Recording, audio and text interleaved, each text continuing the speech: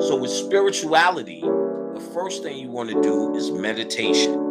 One of the easiest meditations, my father taught it to me when I was 10 years old, and that's reality. He told us, all of us, he was teaching us, he sat us down, he put us in lotus position, and he told us to think of an apple. And he told us to take our eyes and look towards the top of our head. This shuts you off from this world, which was help stop chatter, and opens up this world. So, all right, so think of this apple, and you want to incorporate all five senses. How apples smell. You've touched this thing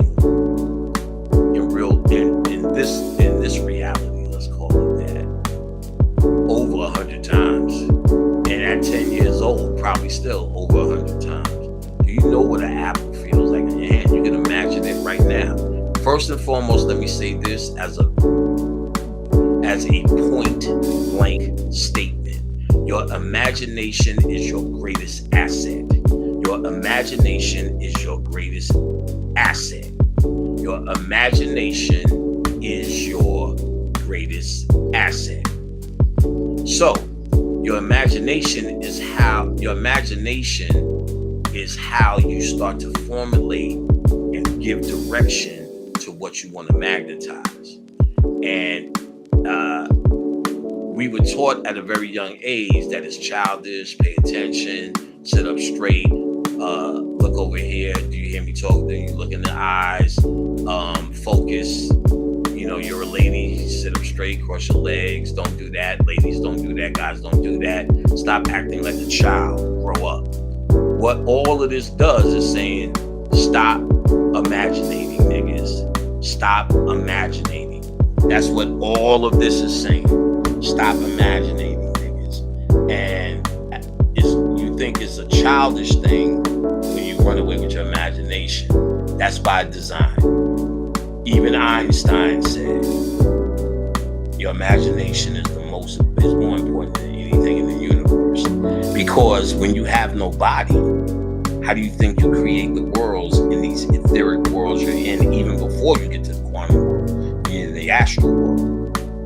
How do you think the dreams come out of your mind and you feel like you're living there when you're in the dream? You feel like you're really sitting on the couch.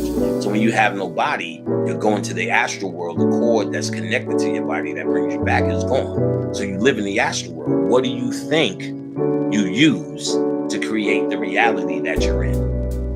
Your imagination. That's why it's important. That's why kids who just came from that world are highly imaginative and want to play all day. Because that's what we are. That's who we are. You can see slowly but surely as now my granddaughter sees the burdens of the world and what they are. And there'll be more and more and more. And that childish thing where she comes and touches everything and she's playful, slowly but surely goes away. But she just came from that world, and that's where you're going back. So only a child should lead them. How do you enter heaven, guys? Come on, niggas, y'all think I'm playing. How do you enter heaven? Like a child. They're not talking about childish. They're talking about the imagination and your ability to see yourself as anyone and anything that you so desire in any moment, as all things.